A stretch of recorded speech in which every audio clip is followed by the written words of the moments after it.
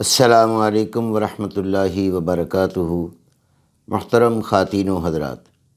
حکیم محمد ضیاء مطب ابن طبیب آپ کی صحت کے حبیب کی جانب سے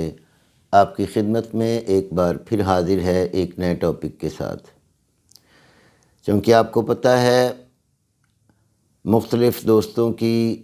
درخواستوں کے جتنے بھی سوالات ہیں میں ان کے جوابات دینے کے لیے آپ کی خدمت میں حاضر ہو رہا ہوں۔ آج کل مختلف فروٹس اور سبزیوں پر ان کے مزاج پر ویڈیوز آپ کی خدمت میں پیش کر رہا ہوں۔ آج جس ٹاپک پہ میں بات کرنے لگا ہوں اس میں جو سبزی ذکر کی جا رہی ہے اسے ہم کدو کے نام سے جانتے ہیں۔ سامعین محترم، لوگوں کی اپنی اپنی خواہش اور اپنی اپنی تمنا اور اپنے اپنے ٹیسٹ کے لحاظ سے، ذائقے کے لحاظ سے فروٹس اور سبزیوں میں اپنی اپنی پسند واقع ہوتی ہے۔ کدو کا مزاج تر اور سرد ہوتا ہے۔ اس کے اندر آپ جتنے بھی اقسام کے مسالہ جات شامل کریں گے اور جس طرح کا آئل، گھی یا روغن آپ شامل کریں گے، اس آئل کا، گھی کا، روغن کا اور مسالہ جات کا جو مزاج ہوگا وہ اس کے اندر ایڈ کرنے سے اس کے قدرتی اور فطری مزاج میں تبدیلی آنا ضروری ہے۔ لیکن اگر غالب کدو رہے گا تو پھر اس کا مزاج بھی غالب ہی آتا ہے۔ سفراوی امراض کے لیے اور خشکی کے امراض کے لیے کدو انتہائی مفید سبزی ہے، جسے ہمارے پیارے آقا محمد کریم صلی اللہ علیہ وسلم نے بھی بہت شوق سے تناول فرمایا۔ تو عزیزان محترم، کدو کی سبزی تقریباً ہر موسم میں مل جاتی ہے، کچھ عرصہ شارٹ رہتی ہے پھر آ جاتی ہے۔ تر سرد ہونے کی وجہ سے دماغ کو تسکین دیتا ہے، سکون پہنچاتا ہے غدد کو۔ دماغ کے اندر جو گلینڈ ہیں جو حرارت کی وجہ سے اپنا عمل کرتے ہیں، ان کے اندر جب تیزی آ جاتی ہے، جب پیشاب میں جلن اور پیشاب زرد اور پیلا آنے لگ جائے اور قطرہ قطرہ آنے لگ جائے اور پیلے یرقان کی شکایت ہو جائے یا جسم کے اندر پیلا پن زیادہ ہو جائے، تو اس حالت میں اس سبزی کو استعمال کرنے سے یہ علامات کم ہونا شروع ہو جاتی ہیں بغیر کسی دوائیوں کے۔ بعض احباب کدو کا جوس بھی پی لیتے ہیں جو کہ انتہائی مفید ہوتا ہے گرمی کے مریضوں کے لیے۔ بعض اوقات کدو کے مغز استعمال ہوتے ہیں، وہ بھی ایک اپنا الگ درجہ رکھتے ہیں۔ بہر کیف اس سبزی کے استعمال سے تمام قسم کے گرم امراض، پیٹ کے بل، مروڑ، پیچش اور آؤں آنا یا پخانے میں خون آنا، ان علامات کے لیے کدو انتہائی مفید سبزی ہے۔ چہ جائے کہ اس کے مسالے میں آپ نے تبدیلی کرنی ہے۔ یہ بات آپ ذہن میں رکھیے گا کہ جس مزاج کی آپ سبزی بنا رہے ہیں اور اس سے خاص طور پر کسی مرض کے لیے استعمال کیا جا رہا ہے تو پھر اس کے مسالوں کا بہت خیال رکھنا پڑے گا۔ جیسا کہ پیٹ کے امراض جو میں ذکر کر چکا ہوں یا گرمی کے امراض، ان کے لیے آپ اس میں سفید زیرے کا استعمال کریں، چھوٹی الائچی کا بھی استعمال آپ کر سکتے ہیں، ہلکے سے آپ سونف بھی ڈال سکتے ہیں۔ یہ صرف ادویاتی جو سبزیاں بنیں گی میں وہ بتلا رہا ہوں۔ عام گھریلو آپ جیسا بھی اس میں مسالہ ڈال کر کھائیں لیکن پھر بھی اس کا اثر جسم پر ٹھنڈا ہی پڑے گا۔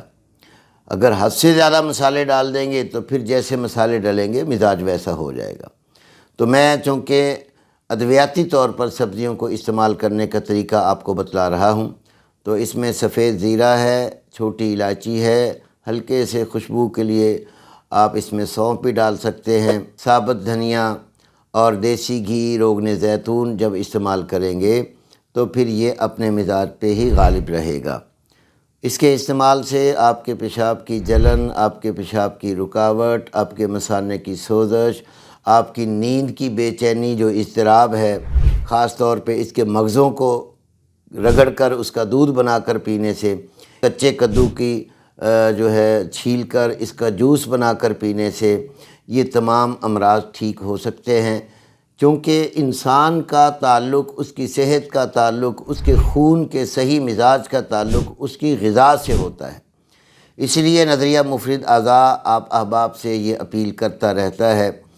اور نظریے والے اس چیز پر قائم ہیں کہ غذا کا اثر جسم پر 50% ہوتا ہے اور دوا کا 25%، اور موسم کے اثرات جو ہیں 25% ہوں گے۔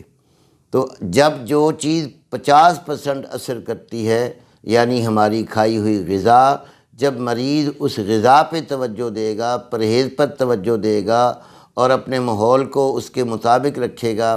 جس طرح کی اسے مرض ہے یا جو وہ غذائیں کھا رہا ہے، تو اس کا بہت جلد اثر ہو کر آپ کو شفا یابی ہو جائے گی۔ تو عزیزان محترم، کدو کو آپ ایک ٹھنڈی ترکاری سبزی سمجھ کر، گرمی کا علاج سمجھ کر آپ استعمال کریں تو انشاءاللہ العزیز آپ کے جسم سے گرمی ختم ہو جائے گی اور رطوبات پیدا ہو کر آپ کے اعصاب میں، آپ کے نروس ٹشو میں تحریک پیدا ہوگی اور بہترین نیند آئے گی۔ کدو کا روغن سر پر آپ اگر مالش کرتے ہیں تو سر پہ جس قدر کدو کے روغن کی مالش کی جائے، خاص طور پہ نیند نہ آنے کی وجہ سے، کدو کا روغن اور روغن خشخاش اور روغن کاہو، یہ 2 3 4 جو روغن ہیں، یہ ملا کر اگر بے چین آدمی جو اضطراب میں ہے، جس کی نیند پوری نہیں ہوتی، وہ کدو کے سالن کے ساتھ ساتھ اس چیز کو استعمال کر کے اپنے سر پہ ان آئل کے جس کا میں نے ذکر کیا اگر اپنے سر پہ مالش کرے گا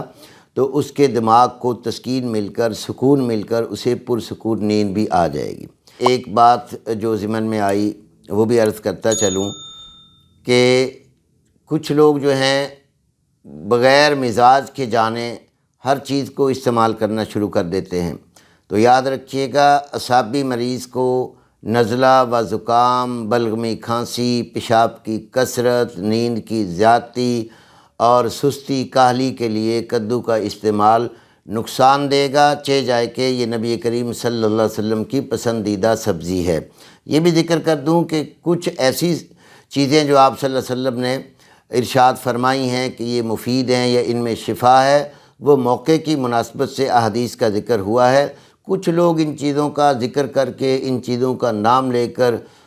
خام خواہی عوام کو پاگل بنا کر اپنی چیزیں بیچ رہی ہیں، جیسے کوئی کلونجی کا نام لیتا ہے، کوئی کالے دانے کا نام لیتا ہے، کوئی شہد کا نام لے لیتا ہے۔ اس طرح جتنی چیزیں احادیث میں آئی ہیں وہ موقع کے لحاظ سے آئی ہیں، جس طرح کی ضرورت تھی، جس حالات کے مطابق آپ صلی اللہ علیہ وسلم نے اسے پسند فرمایا، اور آپ کی زبان سے جو نکلے ہوئے الفاظ ہیں وہ یقیناً شفا ہیں، لیکن تحقیق کے بعد مزاج بھی تو تھا نا، کیونکہ مکے کا مزاج تو بہت گرم تھا، اس لیے یہ چند چیزیں وہاں